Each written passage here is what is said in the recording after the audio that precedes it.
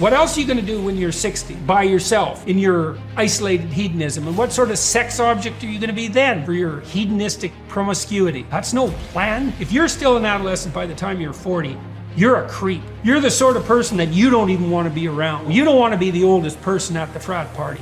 That is not pretty. There's something rotten about that. And I mean in that contemptible sense. It's something that's overstayed its welcome, man. And you know, people are willing to forgive your immaturity when you're 22 or 23 or 28 maybe, or even 30. But man, if you're still playing that game when you're 40, you are not a happy person. And you're going to be motivated to go out there and make everyone miserable. And so grow the hell up. Responsibility. That's what gives life meaning. It's like lift a load. Then you can tolerate yourself, right? Because look at, you're useless, easily hurt, easily killed. Why should you have any self-respect? Pick something up and carry it. Make it heavy enough so that you can think, yeah, well, useless as I am, at least I could move that from there to there. And they think, well, I won't carry any load. It's like, okay, fine, but then you're like the sled dog that doesn't have a sled to pull. You're gonna tear pieces out of your own legs because you're bored. People are pack animals. They need to pull against a weight. In Switzerland, there are some mountains that can be climbed by you and me. It takes a day to get to the top, and then you just camp up there and you come down the next day. About halfway up the mountain is what they call the halfway house. Halfway house, halfway up the mountain. So a group of people starts off with a guide in the morning, and about noon, you're kind of tired. You've been walking now for 4 or 5 hours, and you're coming up to the halfway house, and it's just a wonderful sight. Because as soon as you enter in the halfway house, you can smell the food, and they're getting ready for a good lunch, and you sit down, there's a fire in the fireplace, and there's nice soft chairs, and you can just rest your body and refresh your body. And so the people go into the halfway house, and they eat and laugh and enjoy and just really just kind of take in that wonderful, refreshing atmosphere. About an hour and a half after being in the halfway house, the guide gets up and says, well, gang, it's time to put on your gear. We got to hike. We got to get on up to the top. This is a fact. About half the people decide not to go on up to the top. They're sitting around the table and they're just saying, you know what, go on up. You're going to be coming by here tomorrow. You're going to be having lunch here again tomorrow. We're just going to hang here. And so the people that want to get to the top, they put their stuff on and they kind of leave. And the rest of the people sit behind. They eat a little bit more food, get around the piano, sing some songs, get around the fireplace, enjoy the fire, warm themselves by the fire.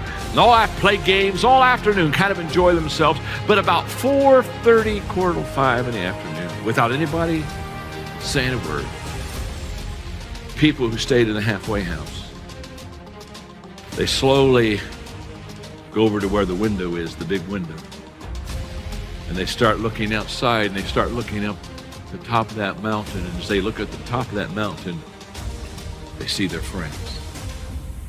Their friends are now getting the tents out, and they're getting ready to prepare for the night, and it becomes very quiet, very somber, because everybody in the halfway house realizes the mistake they've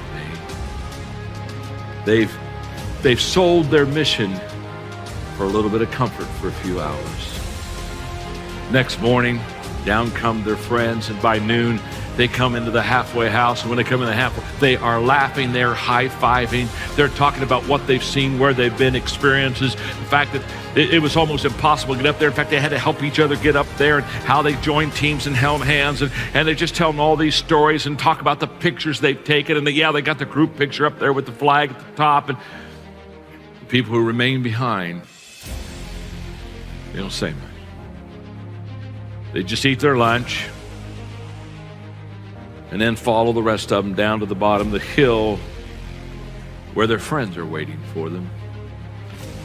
Those who paid the price and went to the top, who understood now is the time to reach the mission. They hug and tell stories and celebrate.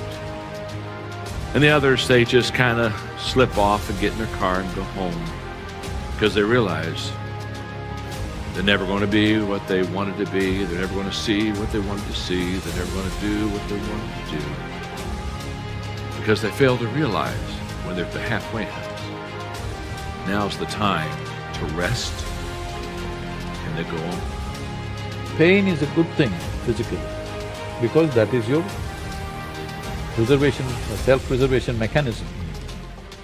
But suffering is something that you do in your mind. So pain that happens in your body, you take it in your mind and multiply it 1,000 times or 1,000,000 times, depending on how capable you are or how stupid you are, and suffer it 1,000,000 times over. Right now, most human beings are like this. What happened 10 years ago, they can still suffer. What may happen day after tomorrow, they already suffer. They are not suffering life, they think they're suffering life. So for me, a human being impactful means, how conscious have you become? This is very important. Because if you're in compulsive cycles, then your energy gets wasted in so many things. If you observe people, so literally 50% of life is gone, daily basis, just for basic maintenance of this life. 50% of the time is gone in maintenance, remaining 50%, what they have.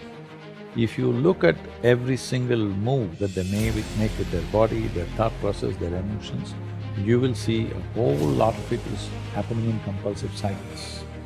Your experience is entirely determined by you. This is what the word karma means, unfortunately. Is it means something else here? Karma means action. Means when we say your life is your karma, we are saying your life is entirely your making. Sen. What happens in the world? There are many forces involved. What happens within me? It's 100% me. 100%, isn't it? If you don't take charge of this, then you're an accidental life. When you're an accidental life, anxiety is very natural. Natural, isn't it? Suppose you're driving accidentally, that is, you don't know what's happening, and you're simply somehow going. Anxiety is natural or not? Yes. Any accidental movement creates anxiety.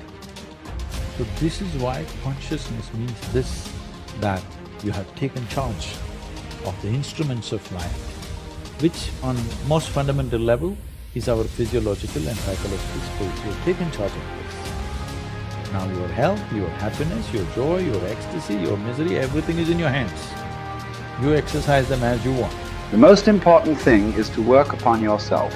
What does it mean by saying working upon yourself physically? Just set up small goals for yourself for the next few weeks. Suppose you're 18 for the last 30 years. When you became 18, if you did bend down, how far would you go? At that time, maybe it went all the way to the floor.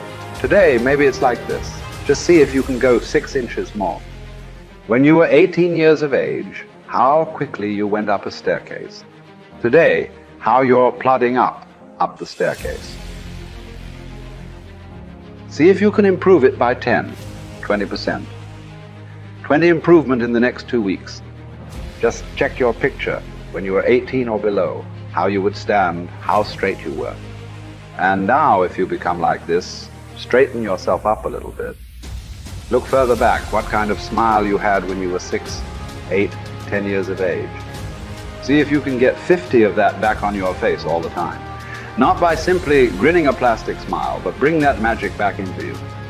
If you cannot do anything fantastic, at least you must be a pleasant piece of life on this planet.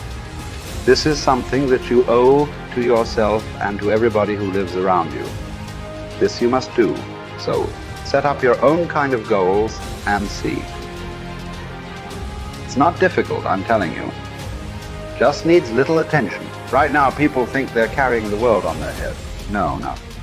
Just in case you are in Sirashasan right now, and you take a picture and turn it around, it looks like you're carrying the planet on your head, but that's not the truth. Whether you are on your feet or on your head, the planet is carrying you, and it's spinning by itself. Day and night is happening by itself. Seasons are changing by itself. Sun comes and goes by itself. Really, there's nothing to do. These few weeks are for time for you to realize everything that is significant in the universe is happening by itself.